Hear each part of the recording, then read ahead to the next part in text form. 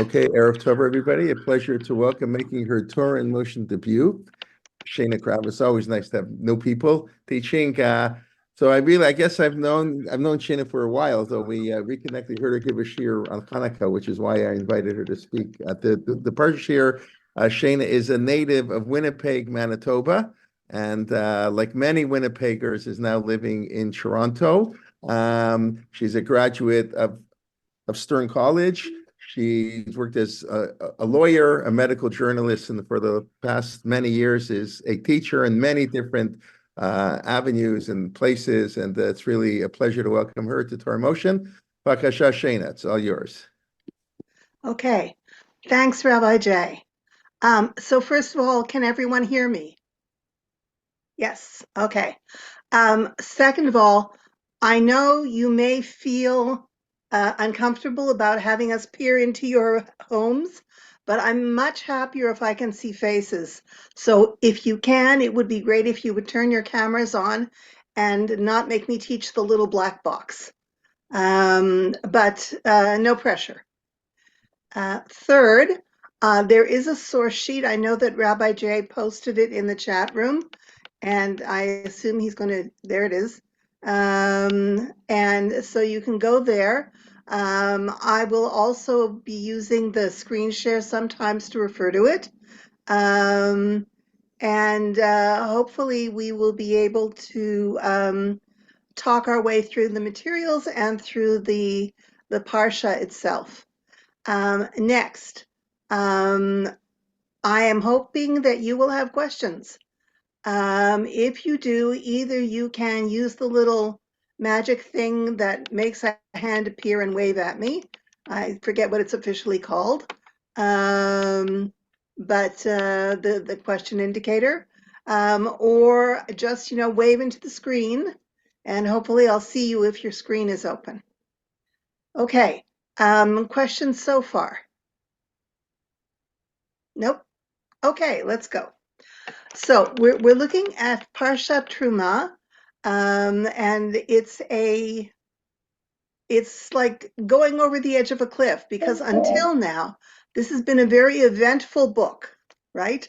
We were slaves in Egypt. We were hauled out of there by God with miracles and signs and wonders, and then we escaped by the skin of our teeth. We made our way to Har Sinai, to Mount Sinai, where we received the Ten Commandments.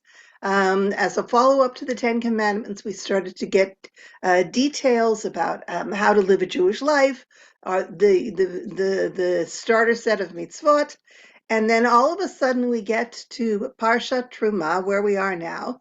And what is it? It's how to build a building. It's really, really a significantly less apparently emotional and involving element in the Torah. And I haven't brought you the entire excerpt from Rabbi Sachs's comment on in his Covenant and Conversation series on this parasha. But one of the things that he points out, excuse me, which many people have pointed out, is that if you compare the creation of the universe, which gets 2 chapters, right at the beginning of Breshit, the beginning of Genesis, and then you look at Parshat Terumah and Parshat Tetzaveh, its follow-up, and you look at the tremendous detail and information and instruction about how to build this, I'll use the word edifice because I don't want to commit to what I'm actually going to call it, but how to build this place, it seems disproportionate. Um, it's as if God has decided that, the universe, you can knock that off in a couple of chapters. 6 days, you're good, right? But to instruct Bnei Yisrael, to instruct the children of Israel on how to build a building, you really need detail. So is anyone else bothered by this? Anyone out there? Okay. Um, so the one of the first things that we have to grapple with is why does this text appear here? Why do we get the instructions on how to build the Mishkan here? Is it in its correct chronological place? And second, why such detail? All right, so as you know, as I just told you, we just emerged from the experience of Egypt, the experience of the Red Sea, the experience of Har Sinai, and now we should be in the situation where Moshe is just coming down from the mountain and is about to give us instructions on what comes next. Except that, of course, we know what comes next, those of us who've read further ahead, right? What comes next is the Chet HaEgel, the sin of the golden calf, which is clearly going to disrupt the developmental line that God, so to speak, may have planned.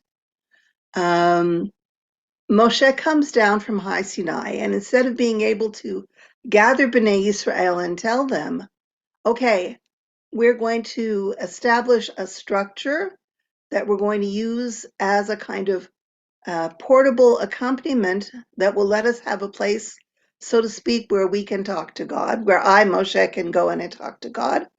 Instead of being able to take that next step and get Bnei Israel organized, what happens? He sees Bnei Israel engaged in an unimaginable form of idolatry.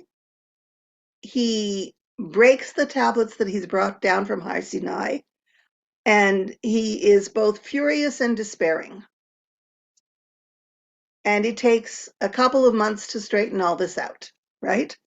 Ultimately, as you know, it all gets worked out by Yom Kippur when we regain our connectedness to God. But until then, everything is very disrupted.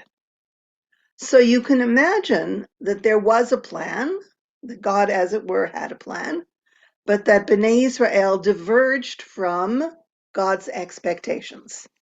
And I don't want to discuss the whole question of freedom of will, free will, and foreknowledge. That's not our topic for today, but it is an issue here. Okay, so let's take a look at how our chapter opens, our parasha. Okay, I'm going to put the sheet up if I can. Hang on here. Wish me luck. I'm always terrified by doing this. Okay, hold on. Okay.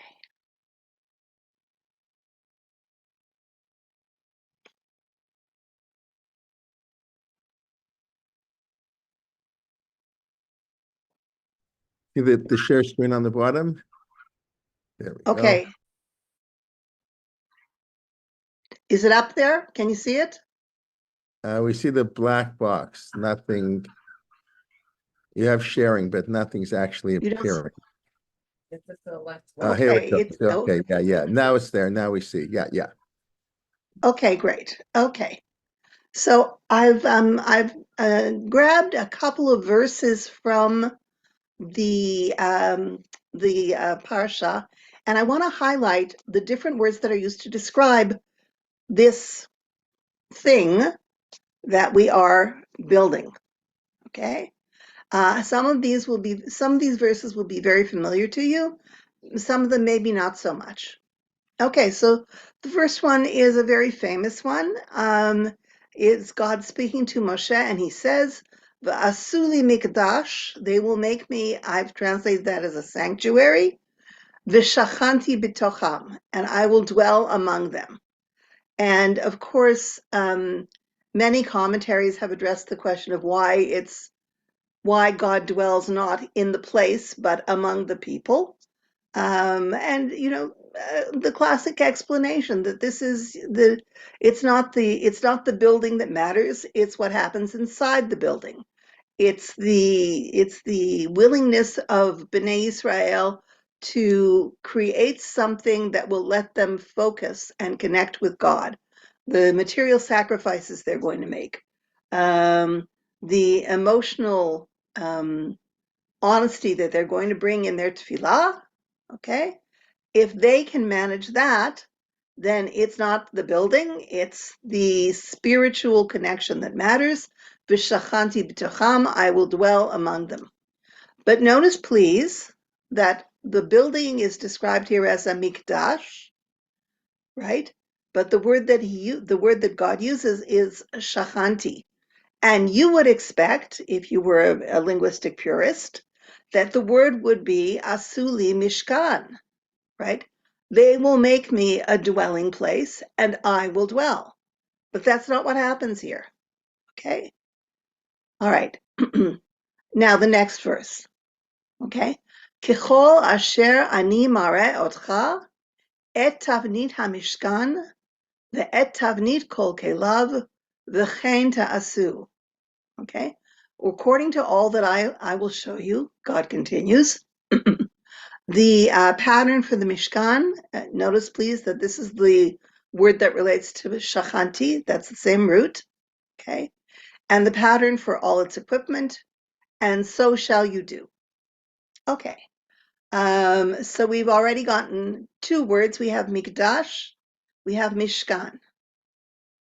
Next verse, and this is a little farther down in the first chapter of the parasha. V'natata el ha'aron et ha'edut asher etain elecha. And you will set in the ark the testimony, edut, right? Asher etain elecha, that I will give to you. And Rashi there annotates edut means the Torah, right? The idea that the Torah is the witness, the testimony of the relationship between God and Israel. We see this in a number of different places. The famous metaphor is that God and Israel, as it were, get married at Har Sinai, and the Torah is the ketuvah, right? It's the written record of what the agreement is between the parties.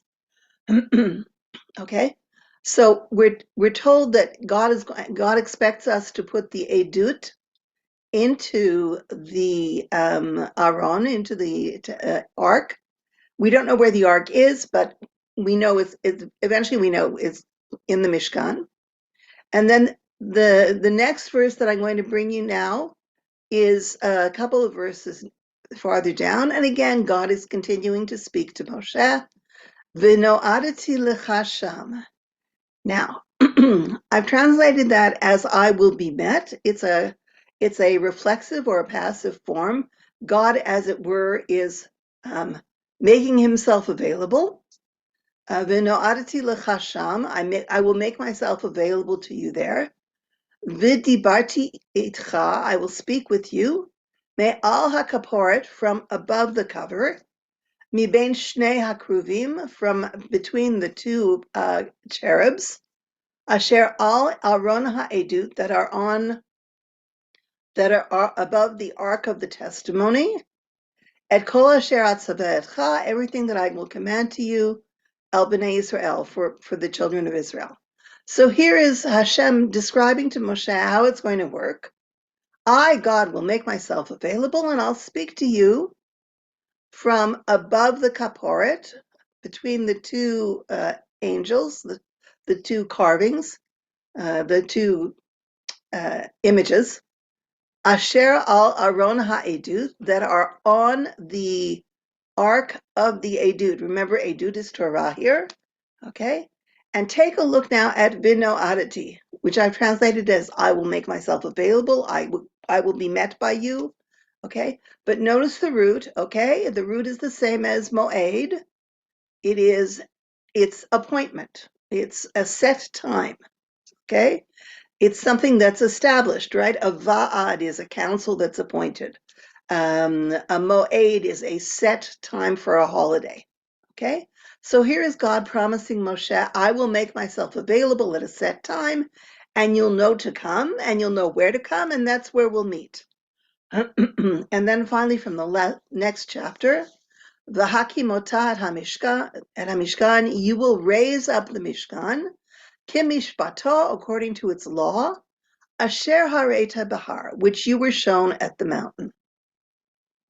Okay, so we have a whole bunch of different concepts floating around here describing how this encounter is going to work. We have Mikdash, we have Mishkan, we have Moed. All right, and I want to look at these three words and see how they're used and what their meanings are. Okay, I'm going to stop and ask for questions or comments. Nothing? Okay, so let's keep going. All right, so we'll start with Rashi because, of course, you always start with Rashi. And I'm going to look at his comment on that verse that I was just looking at a moment ago. V'no'adati lecha sham, I will make myself available to you. I will have an appointment with you. Okay, v'dibarti itcha me'al hakaporet. I will speak with you from above the kaporet, from above the covering that is the top of the aron. And here's Rashi. Okay, uvimakom acher hu omer. And in another place it says, "Vayedaber Hashem elav me'ohel moed lemor." And God spoke to him from the tent of meeting. Okay, again, moed meaning a meeting or an appointment, a fixed time. Vayedaber Hashem elav me'ohel moed lemor.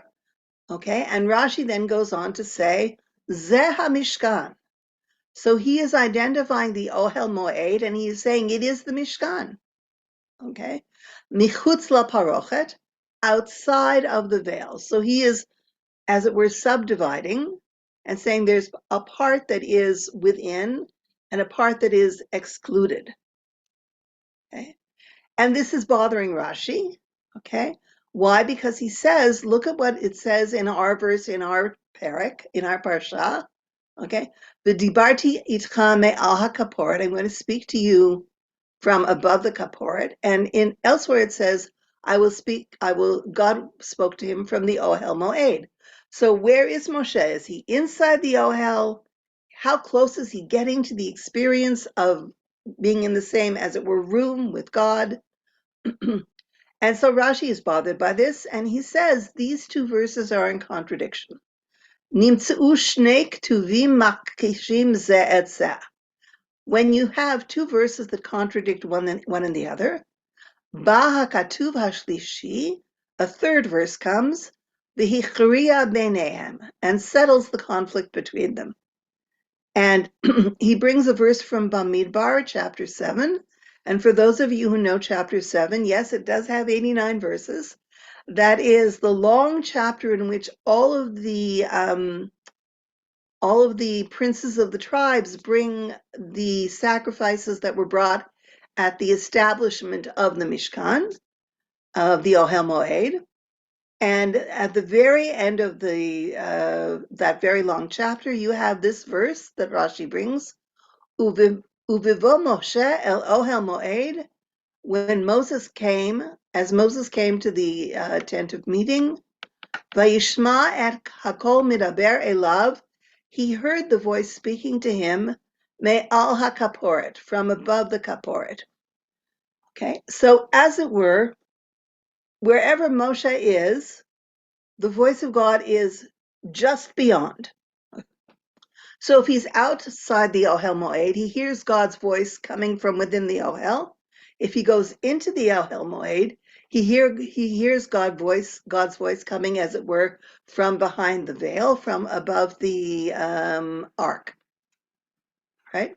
And that's how Rashi reconciles these two verses. Okay? Do people see this conflict? Do you agree that there is a conflict? No? Does it matter? Why does Rashi care about this?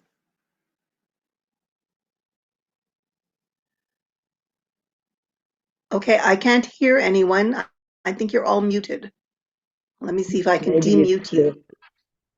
Maybe it's because he thinks maybe there are two different places. And, that could be a problem. That is It's certainly been going to very be one of hot. the issues that we'll discuss. Okay. That, is the Mishkan inside the Ohel Moed? Is one contained within the other? Okay, we'll see in a minute what Ibn Ezra says. But also there's this sense of the more you enter into these structures, the, so to speak, holier so the experience is, right? We talk about the central place where the ark is as the Kodesh HaKodashim, the Holy of Holies, right? Meaning that is the place of maximal holiness. And so what is happening as Moshe moves from outside the Ohel Moed into the Ohel, and then as he enters the Ohel, he hears God's voice, as it were, coming from above the ark, right? So is he elevating his holiness? Is the experience becoming more intense for him, right? And we know, right, famously later on, that this structure, this idea of increasing levels of holiness as you go into the building, into the place, is something that is partly that shapes the idea of the Beit Hamikdash as well, right? That the Beit Hamikdash also had a Kodesh Kodashim. It had an Where- area of most intense holiness. Wherever he goes, God is not quite there. Yes, that's true. It's And it's almost like a what Sisyphus quest, wherever he tries to get Moses trying, there's a reason for that, I believe. well, it's interesting that you say that, Eric, because of course we speak of Moshe as being the preeminent Navi, right? And in Bamidbar, in chapter 12, when Moshe has an encounter with Aaron and Miriam, in which they say, basically, more or less, who do you think you are? The whole nation has a prophetic spirit within it, right? And we, your siblings, are also prophets. Um, and then that problem, it becomes enlarged shortly thereafter when he has an encounter with Korach. And Korach says basically the same thing. Who do you think you are? All of the Kohanim are endowed with the special ability to connect with God. But in that first encounter with Miriam and Aaron in chapter 12 of Bamidbar, God intervenes and says, you should pardon the expression, I'm going to speak the vernacular, don't diss my boy, right? You, Miriam and Aaron, you have no idea what it's like to be Moshe.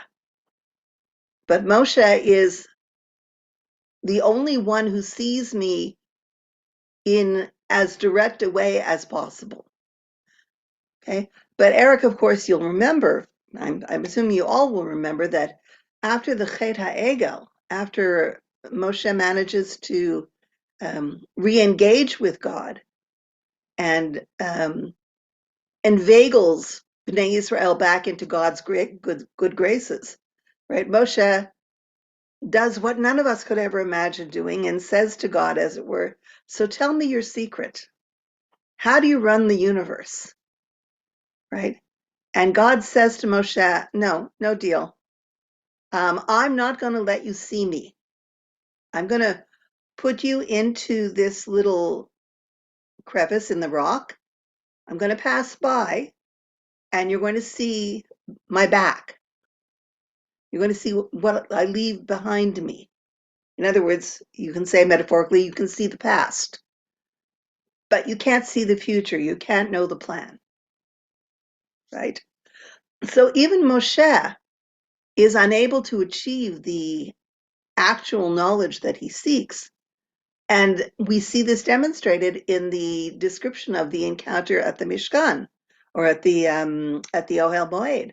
Wherever he is, God is, as it were, in the next room. Okay. Okay, let's go on to Ibn Ezra. Okay, that's text A3 just below. Okay. All right. And Ibn Ezra says, commenting on the word vinoadity, right? This idea that there is an appointment, an agreed upon time. And that's where Moshe and Hashem are going to meet, right? That Moshe will know Moshe will know where to go and how to encounter God there. Okay, and even Ezra says, "Lo adin ech yakrish zeh pasuk pasuk." I don't see how this verse is contradictory to the later verse, right? Which Rashi brings, "Vayidaber Hashem elav me'ohel mo'ed lemor," and that God spoke to Moshe from the tent of meeting, saying, right? Why is even Ezra doesn't see the problem here? He then goes on to say, "Ki ohel mo'ed shem kolelet hamishkan." The ohel mo'ed is a term that includes the Mishkan.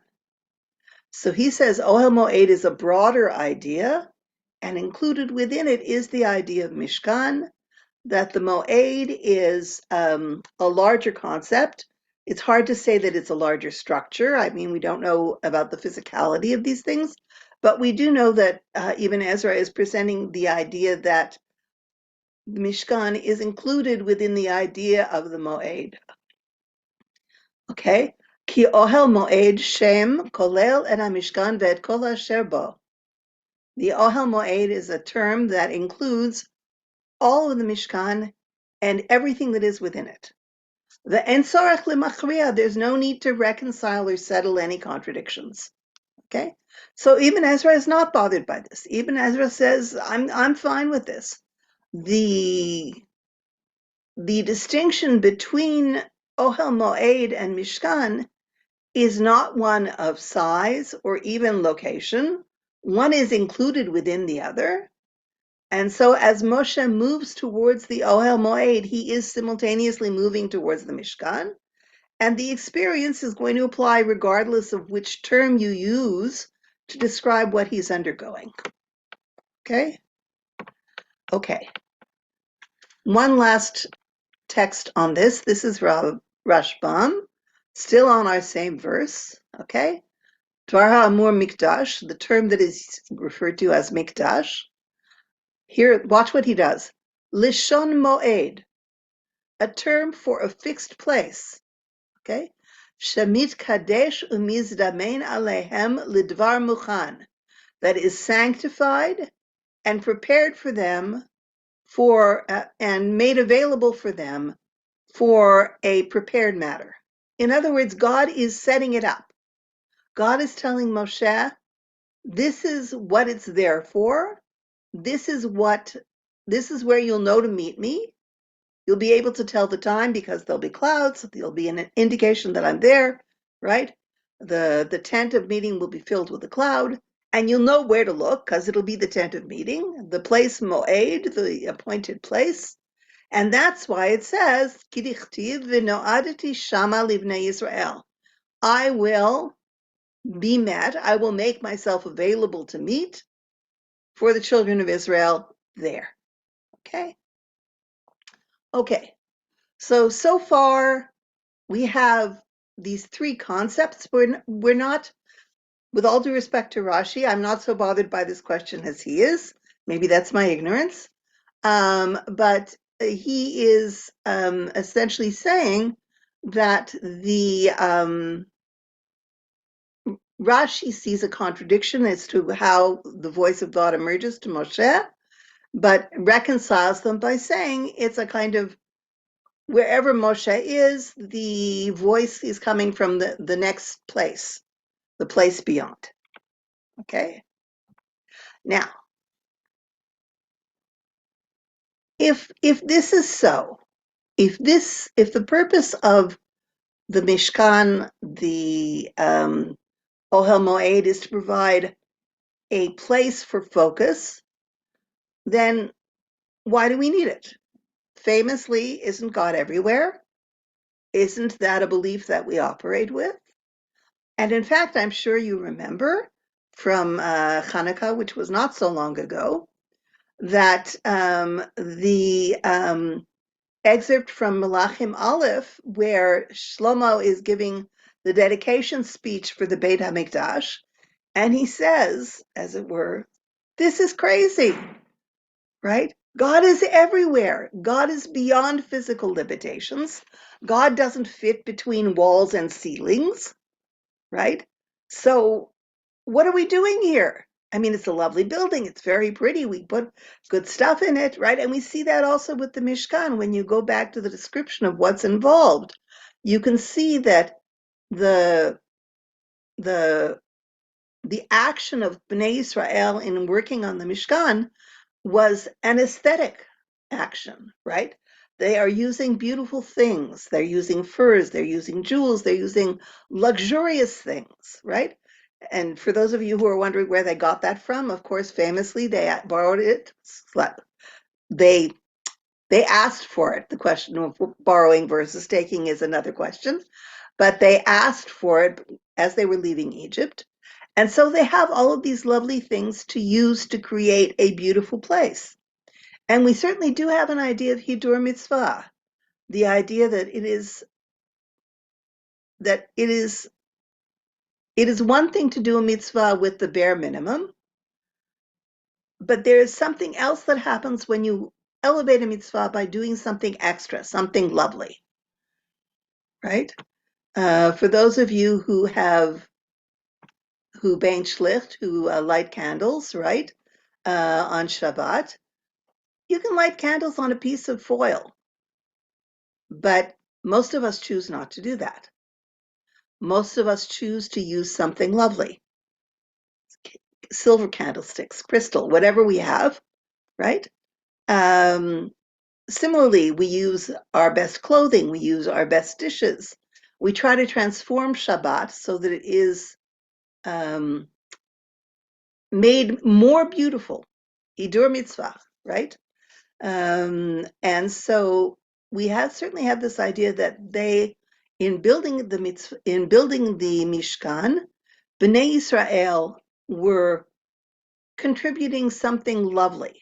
They wanted to create something beautiful.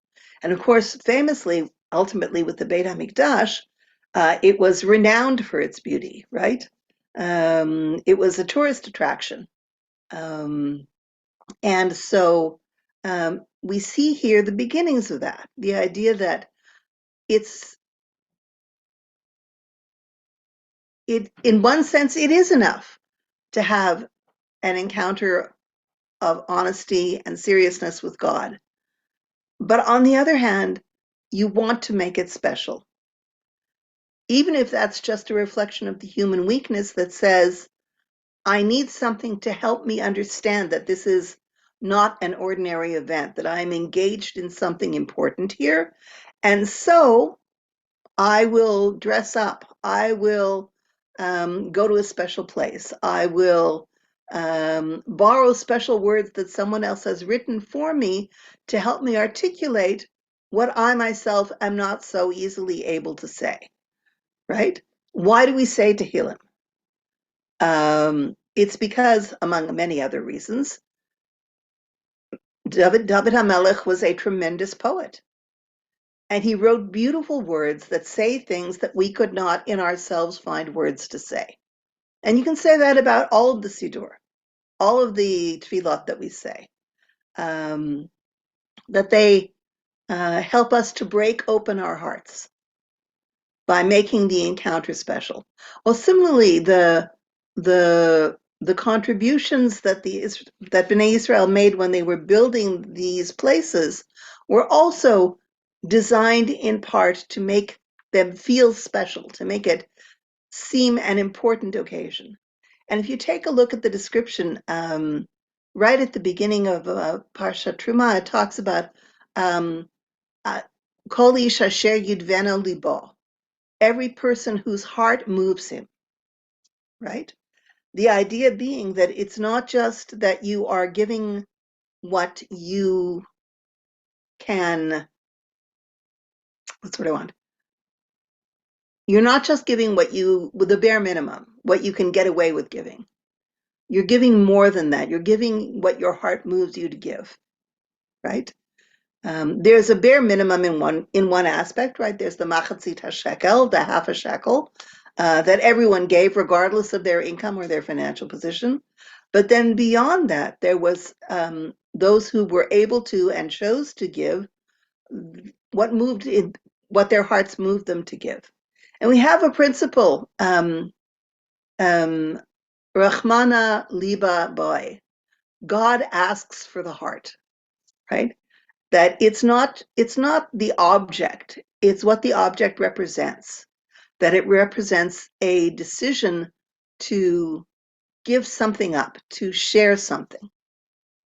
Okay, so let me come back to our text and we'll go down to the next group of texts, which is talking about the physicality of building the Mikdash. Okay, the first text I'm bringing you is from Midrash Tanchuma.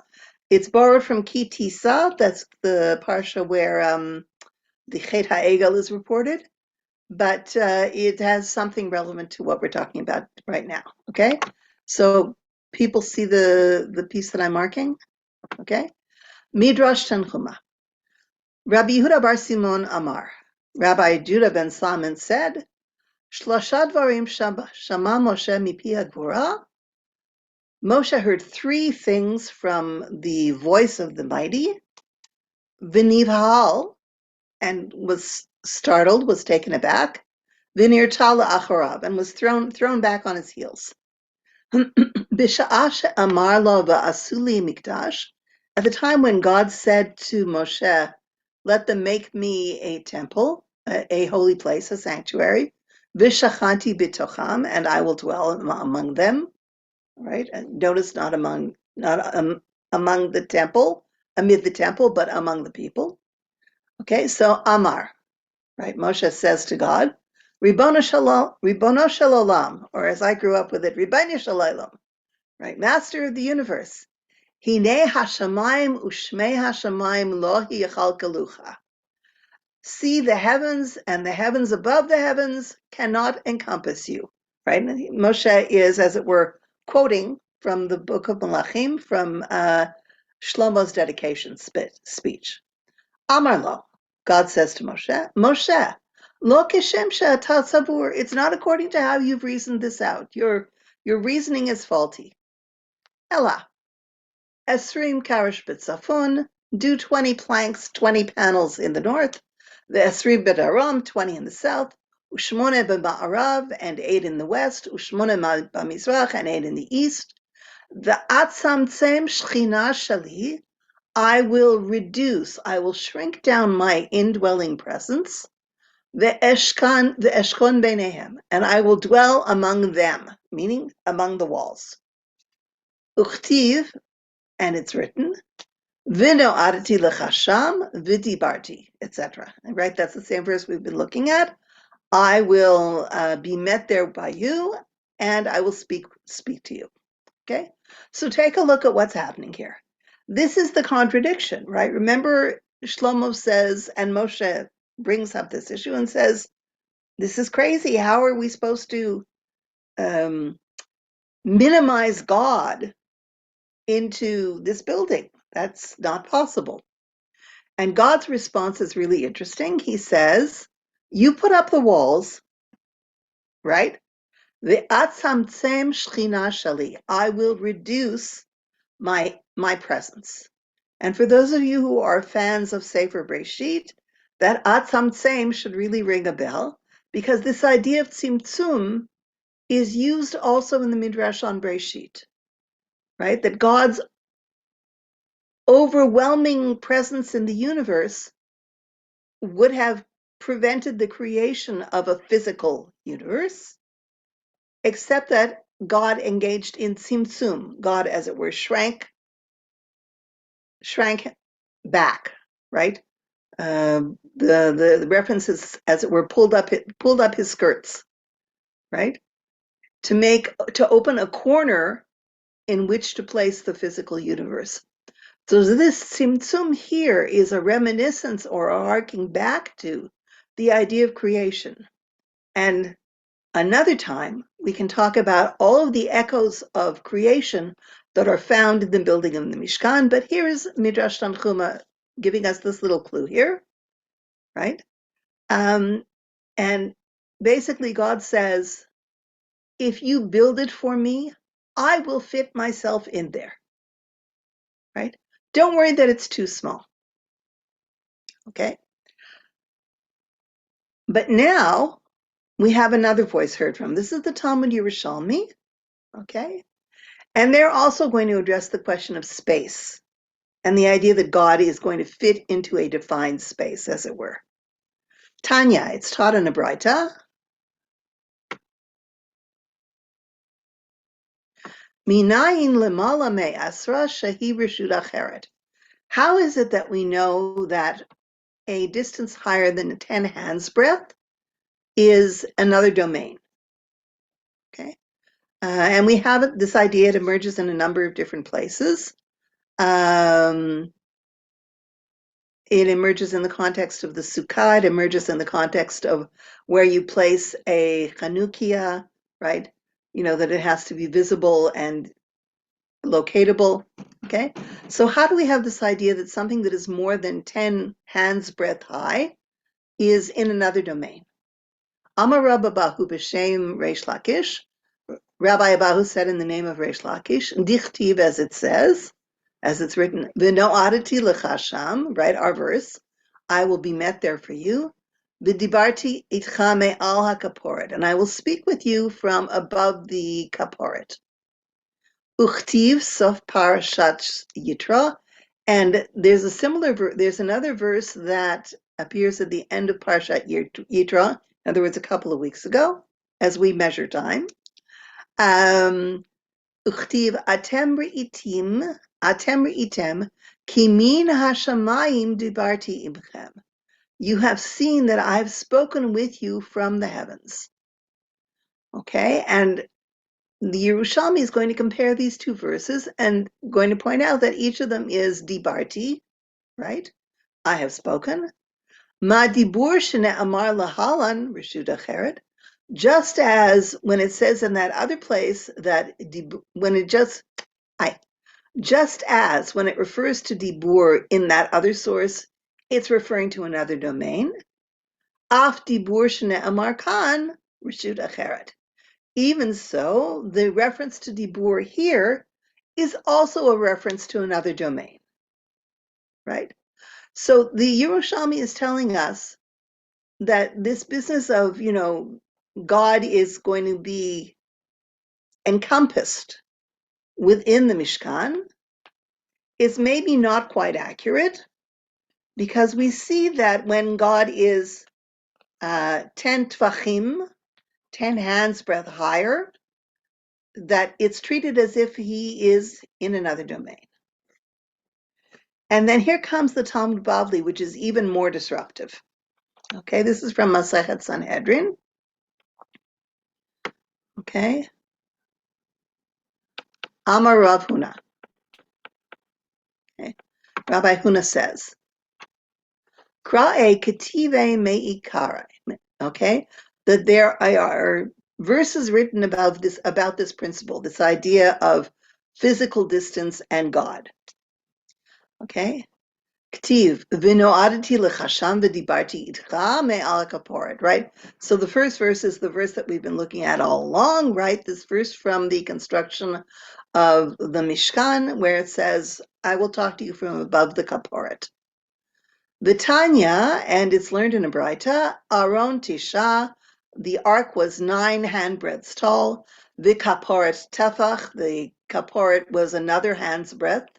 Hare kan asara. So here we have 10 hands breadth. In other words, that's another domain, another jurisdiction. Okay. And then we have in Malachim Aleph, right? When it describes the palace, the Beit HaMikdash that Melech Shlomo built for God. Okay. The Habayit Asher Bana HaMelech Shlomo Lashem. Shishim ama archo ve'esrim rochvo ve'shloshim ama komato. Okay, the house that King Solomon built for God, its length was 60 amah. Okay, that's a very large piece of real estate. The esrim rochvo, and 20 amah was its width. The shloshim amah komato, and 30 amah was its height. This is an immense building, right? So we're going from a relatively small, confined space that's only 10 tfachim high, right? All of a sudden, we're looking at something that is tens of amot high.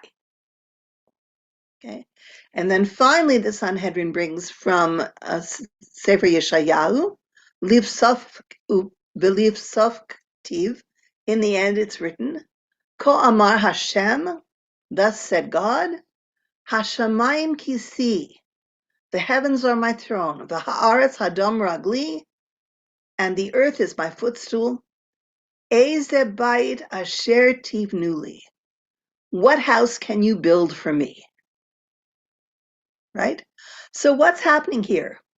The closer God's relationship is to Bnei Israel, the smaller the building, the more intimate the physicality.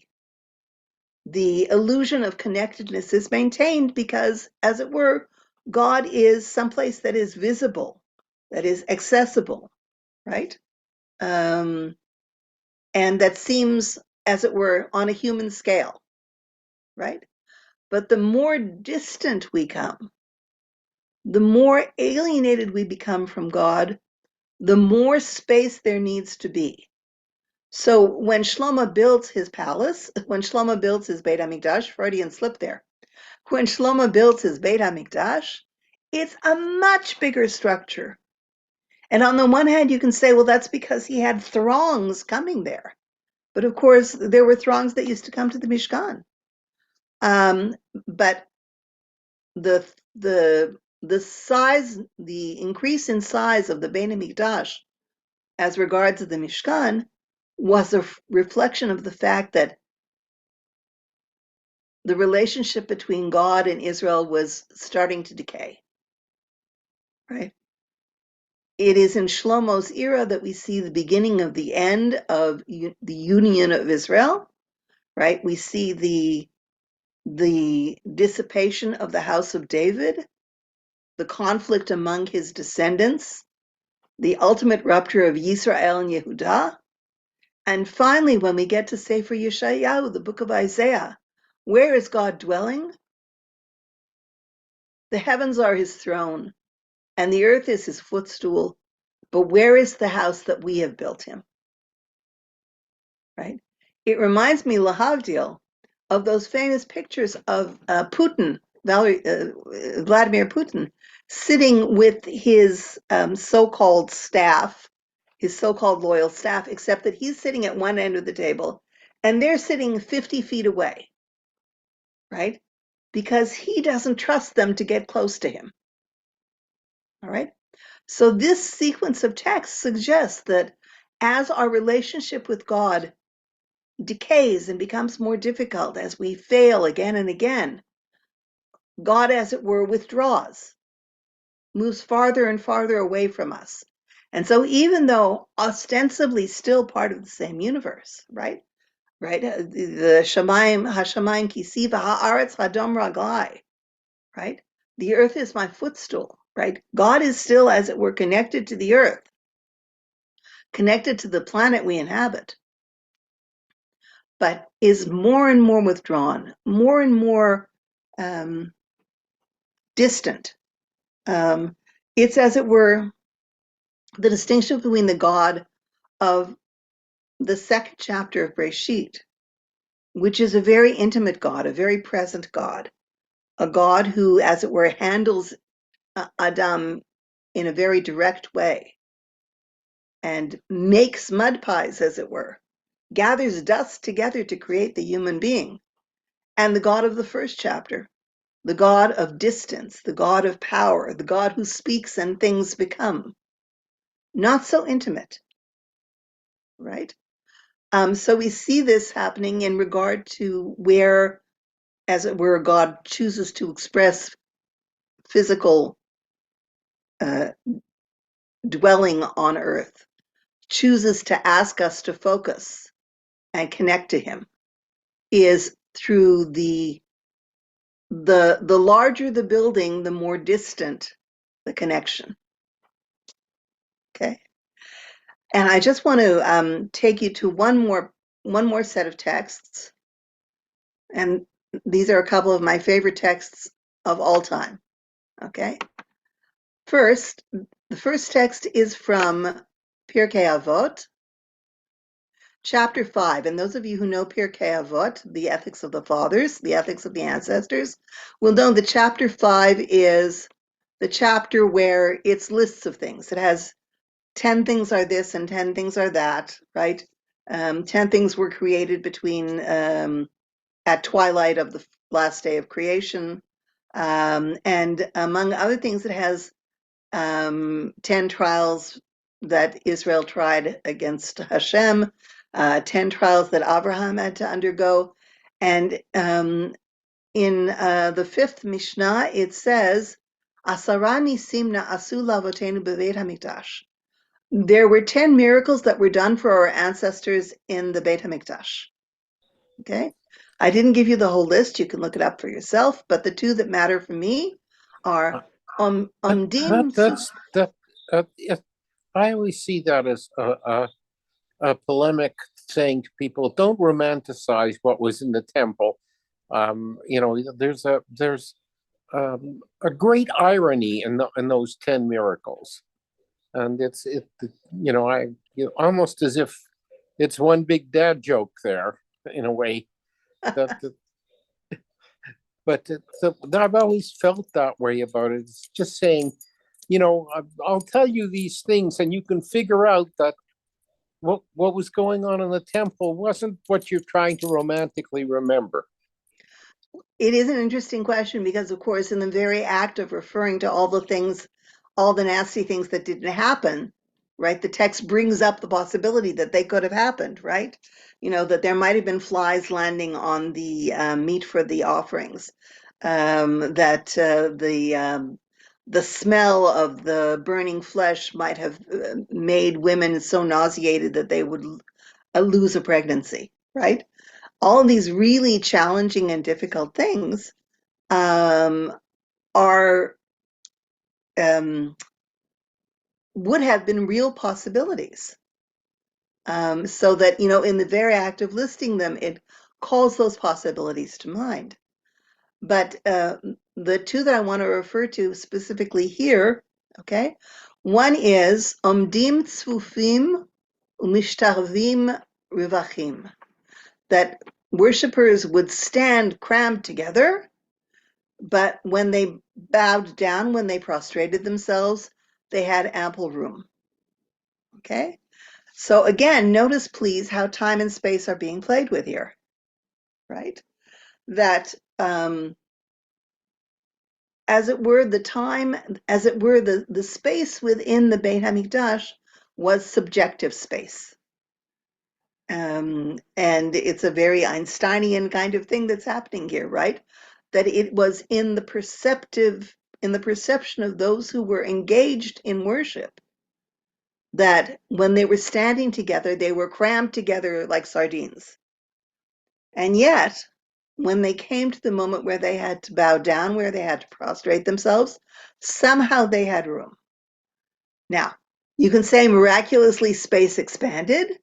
You can say that so deeply embedded with this was the spirituality of the moment that they were prepared to just, huddle up together even as they prostrated themselves, and they weren't bothered by this. Okay? They felt they had space, even if maybe there wasn't space. Okay? But the reason I mention that is, of course, it goes back to this idea that the idea of God fitting into a physical space, right? And the other one that I brought you from the list of 10 is the last one on the list. V'lo amar adam lechavero. No one said to their fellow, Tsarli hamakom shalin b'Yerushalayim. It's too crowded here. There's no room for me to stay overnight in Jerusalem. Right? Of course, it was tremendously crowded. This was, people would, on the Shalosh Regalim, people would come by literally the tens of thousands to Yerushalayim. You had to think that, even Airbnb would get crowded. And so there would be every reason for someone to say, I won't stay overnight. I'll just go home. I'll get started on the road homeward, wherever home was. Okay. But no one said that. And again, it's not that magically rooms appeared. Maybe it could be so, but more that people had goodwill and a desire to want to stay. They wanted to maintain the experience. They wanted to stay connected with God. They had a sense that even though God is everywhere, there was something special at that time in that place, right? Okay, so come back to our idea of Mishkan, Mikdash, and Moed. Okay, let's take Mikdash first. What's the root of Mikdash? It's Kodesh, right? Kodesh means to separate, to be set aside, to be made special, right? And God is, as it were, inherently Kadosh. Okay? God does not, as it were, need us to make him Kadosh. But we do have a job to make some things Kadosh. We transform the world by making things Kadosh, right? When we say the bracha for the Shalosh Regalim, we say Mikadesh Yisrael v'Hazmanim, right? That God hallowed Israel, and then Israel was able to hallow the seasons, to make that season sacred.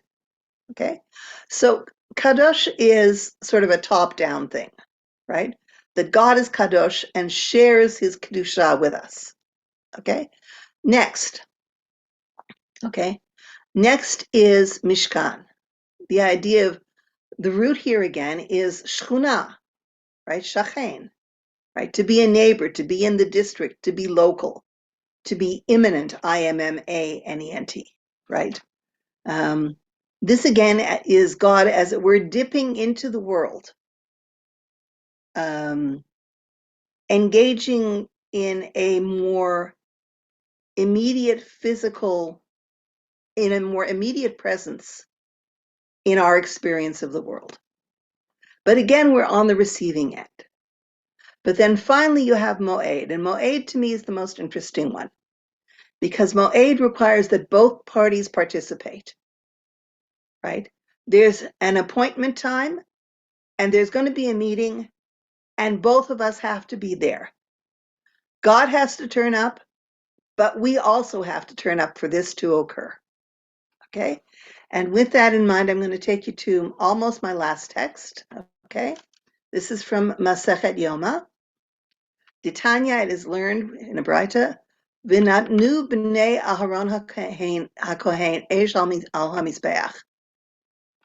That the children of Aaron, the priest, set fire upon the mizbeach. Okay? Afal pi she'esh yeredet min hashmayim, even though fire came down from heaven. Mitzvah lehavi mina ha'edyot. There was still a mitzvah for an ordinary person to bring it. Okay? This comes back to one of the basic questions about the building of the Mishkan, the Ohel Moed, ultimately the Beit HaMikdash. There's a sense in which it becomes more meaningful for us if we contribute, if we are part of what's happening, if we're not just receiving top down from Hashem in beautiful generosity, but in that we sense that we are participants, that we are co-creators with God, right? Famously, at the end of the first description of creation, it says, we say every Friday night, Asher bara Elokim lasot, right? Which God had made, okay, which God had created, and that should be the end of the sentence, right? But there's a la'asot at the end, right? There's an added word there, which God had created to make. In other words, there is an ongoing sense of creation. There is an ongoing sense in which we are engaged with God. And our encounter, first at the Mishkan, the Ohel Moed, eventually at the Beit HaMikdash, those were all encounters in which we were participants. Okay? So that even though God could have miraculously provided us with a Mishkan, we didn't need to build it, right? God could have just caused it. But God, as it were, gives us the chance to participate. And with that in mind, I'm going to take you to my last quote from Rabbi Sachs. This is the bottom of the second page. Okay. And it's in English. Easy. If miracles, the division of the sea and the revelation at Mount Sinai, fail to transform the Israelites, what will? There are no greater miracles than these. In other words, God is still, as it were, working in a top-down way, right? He's pouring upon us these tremendous gestures that transform the universe, that are trying to jar us out of our horrendous passivity and weakness, our learned helplessness that came from centuries of being enslaved. And Rabbi Sachs sees this, the solution to this, in our parasha, in Parshat Terumah. Okay, the last paragraph.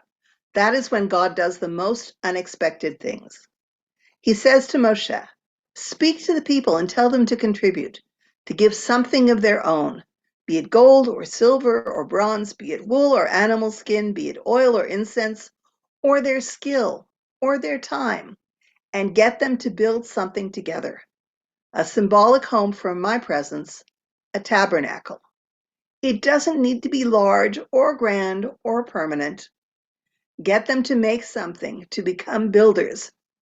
Get them to give. So, as we would say, perhaps in a psychiatric jargon, the act of working on the Mishkan was what transformed Bnei Israel from patients to agents in their own lives, right? That this was the moment when we were finally able to slough off the burden of slavery and stand up and say, we are engaged with God, right? Lehakim, to raise up, right, is referred to in a number of places here as being the process of creating the Mishkan, right? At the same time as we raised up the Mishkan, we raised ourselves up, and Bnei Israel became a nation, right? The whole story of Sefer Shemot is the transformation of Bnei Israel from a tribe, a familial collection, right? At the opening of Sefer Shemot, Bnei Israel means literally the genetic descendants of the person named Israel. But by the time you get through the story of the enslavement, the rescue, the departure, right? Bnei Israel begin to become a people. And Rabbi Sachs points out that this is the moment when we engage ourselves in that process. We're not just receiving benefits from God, but we are standing, as it were, on our own 2 feet, and we're about to engage in something positive and to become not just recipients, but givers. So I'm going to pause. I see we're just a little after 9:35, which is maybe longer than I thought I would speak. And I'm just going to say, I'm going to close off the screen sharing if I can. Are you all still there? Let's see. Thank you, very enlightening. Okay. And so I didn't see any questions in the chat, but this is your chance. If you have things that you're wondering about or you want to discuss. It's interesting, isn't it, that the Kohen who creates the fire, which is apparently unnecessary because God himself can bring the fire from heaven, he's called a Hediot. but it was actually Aharon who was not a Hediot, but is a Kohen Gadol. Well, Hediot is actually a borrowing from the Greek, right? And it Yeah. is because we use it now to mean a stupid person, but it really goes back to the idea that if you didn't, that not to concern yourself with public affairs was the act of a foolish and irresponsible person for the Greeks. And so when the in the Mishnaic and Talmudic times, when they wanted a word to describe someone who was ordinary, not engaged in government and ruling, they used the expression hediot. That's right. But Aaron was not a Kohen Hediot. He was a Kohen Gadol. But in fact, it's his sons who it's bring paradoxical, deliberately paradoxical, I think. yes. I mean, you know, the whole business of the fire coming down, you know, again, miraculously. And we live in a time and a place where, I don't know about you, it can be very uncomfortable to talk about miracles. That, you know, we're all very scientific, and, you know, we believe in a world in which there's cause and effect and that time only flows one way. All of these things, which are very reassuring to us because it lets us approach the world with reason. But again, the Mishkan encounter, the Beit HaMikdash encounter, was not a quote reasonable encounter. It was not about reason. It was about something else. Any other, yeah, comments or questions? I want to say hello to Shayna, who I haven't talked to in many, many years. It's great to see you, Marty. Where are you living now? I'm living actually close to Japan in Westchester County, New York. Very lovely there, I hear. Little close memory. Sorry, I missed that. Okay. Good to talk to you, and I very much enjoyed the class. I really enjoyed discussing this all with you. Thank you so much. Um, and if you want to have if you have questions or anything you want to discuss further with me, I'm giving Jay permission to give you my email, and in fact, I will put it in the chat box right now. Hang on. I'm going to trust you all not to be malicious and send me tons of things that are unhelpful, but you are more than welcome to send me questions or comments. There you go. I'll just add one thing, if I may. It's your comment on Pirkei Avot reminded me. My uncle used to say, it's along the lines of what you said. When people stand and are very set in their ways and they're not willing to move, there's no space. When people bow down to give space for other people, there's room for everybody. And it's such a, homiletically, but it's a very nice idea. And what people, I also like how lo amar adam olam Israelim makom Yerushalayim. It's the idea is that people didn't complain. There was no room. Of course, there was no room. Charlie makom Yerushalayim, but the miracle wasn't. The miracle was that nobody complained about it. Lo amar adam olam Israelim makom Yerushalayim. So I think that was more or less along the lines of what you were talking, but just a slightly different angle. But anyways, thank you. Thank you, Shayna. Next Thursday night, Rabbi Mark Lass from Kansas City. I think most people today know where Kansas City is, but we asked him well before the Super Bowl. He signed up many months ago, just happens to work out. So that'll be next. What can I say? Gotta tie in something. So that'll be next Thursday. Tomorrow, of course, my shiur 9:15 in the morning on the Siddur. We're getting up to Shmona Esrei, almost between Shema and Shmona Esrei. And then next week, our regular shiur, many of which we missed this past week, of course, last Sunday, the program on coping and resilience. Anybody wants to listen, they've been up for a few days, all the talks the 9 talks we had are up. Really a very, very powerful program. But this week, Rabbi Liebtag and Benny Gesundheit will be back on Sunday morning, and Natty Helfgott will be back, and Shuli Mishkin will be back. Anyways, okay, we'll look forward to learning with you. Please invite a friend to join. Shabbat Shalom, everybody. Be well, and thank you very much. Shabbat Shalom, everybody. Okay. Okay, thank you. Shabbat shalom, and thank you very much.